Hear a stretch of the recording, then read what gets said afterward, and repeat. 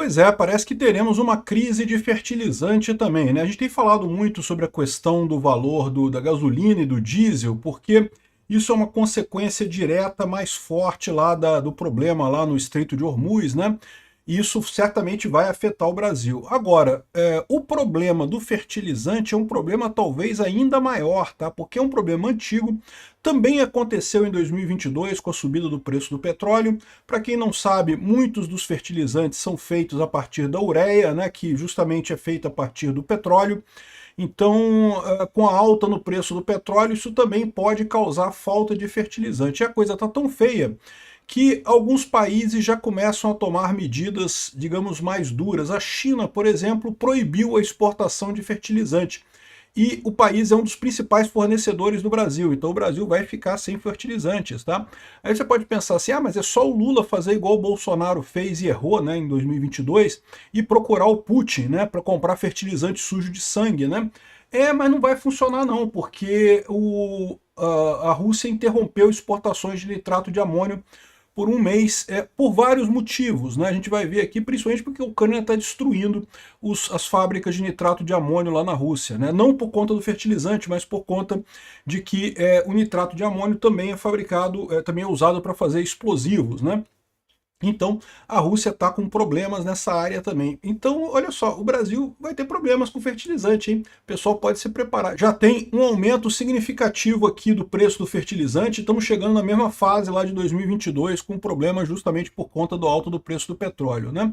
Eu sou Peter Turguniev, esse é o canal Ancapso, e essas notícias foram sugeridas por Xandão, o Peter está falando mal do ladrão, Gorbachonikov, Gebrek, Zevieski e várias outras pessoas. Obrigado aí ao pessoal que sugeriu notícias lá no nosso site, no visãolibertaria.com. E obrigado a você que está assistindo o nosso vídeo. Se você gosta do nosso conteúdo, por favor, deixe o seu like, se inscreva aqui no canal, né? Então tá aqui, ó, o problema é esse daqui. O preço dos fertilizantes está explodindo, né? O pessoal está reclamando principalmente da ureia. O preço da ureia, que é... Veja, tem principalmente três tipos de fertilizantes, né? O N, P e o K, né? E o N é a ureia, justamente, que é o nitrogênio. E o preço está subindo pra caramba, 89% desde dezembro, o que pode impactar bastante isso daí. Isso vem justamente por conta do Estreito de Hormuz, que foi fechado, como a ureia é produzida a partir do petróleo, o petróleo subiu de preço, a ureia automaticamente acompanha isso daqui também, né? O preço mais alto de fertilizante também gera preço mais alto para comida, inevitavelmente. Só que tem um delay nessa história, esse que é o problema. Porque o preço mais caro do fertilizante agora, isso pode levar a um aumento do preço da comida mais adiante, porque, né, não é a safra atual que vai ter problema, a safra atual vai ser colhida normal, já está fertilizada, vamos dizer assim. O problema é justamente para preparar para a próxima safra, aí que você vai começar a ter problemas e a falta de fertilizante. E com esse problema da alta do valor do fertilizante, muitos países estão ficando sem alternativa. A China restringiu a exportação de fertilizantes. Tá? O Brasil compra 11% dos fertilizantes da China, um total de mais de 93 milhões de dólares. Né? A China está restringindo exportações de fertilizantes para proteger seu mercado interno, segundo várias fontes do setor. Né? A China é típica isso.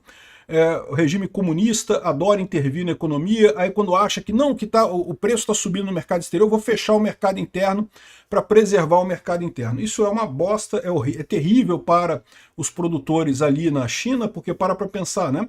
A gasolina, o preço do combustível subiu, e se o petróleo subiu, o fertilizante deveria subir também, só que eles não querem que suba, então ele proíbe de vender para fora, obriga o pessoal a vender para dentro, no próprio país, e daí o preço cai, só que isso dá prejuízo para quem fabrica, né?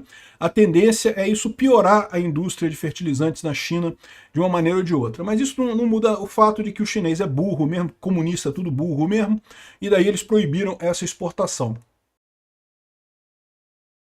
E isso vai gerar uma pressão adicional nos mercados globais que já estão lutando contra a escassez. Parece que quem mais vai se ferrar nessa história é a Austrália. A Austrália está com um problema seríssimo, porque ela compra quase todo o fertilizante da China.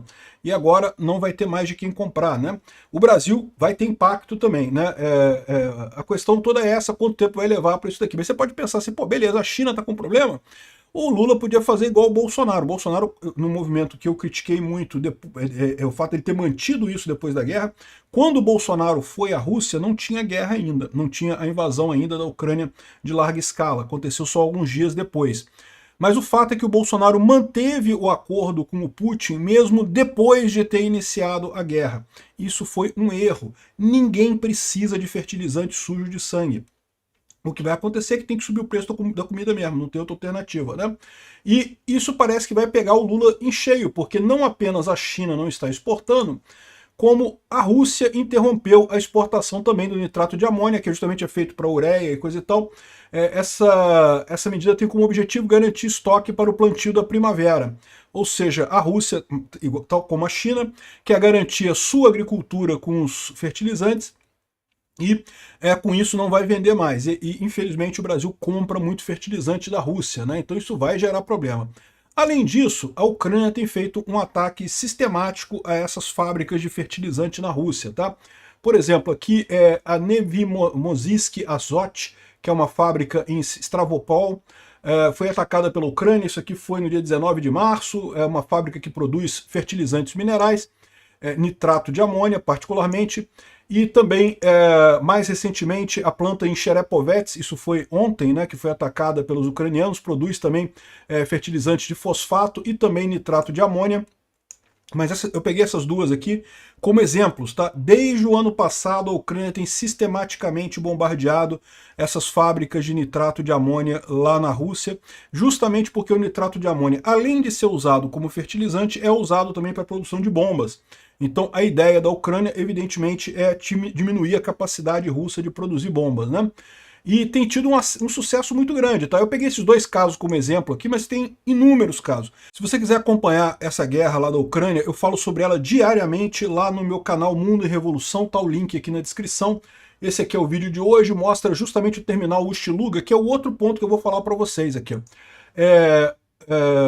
Ust-Luga é o principal terminal russo usado para exportação de fertilizantes a partir da Rússia. 70% das exportações de fertilizantes passam pelo porto de Ust-Luga. E qual que é o problema do porto de Ust-Luga?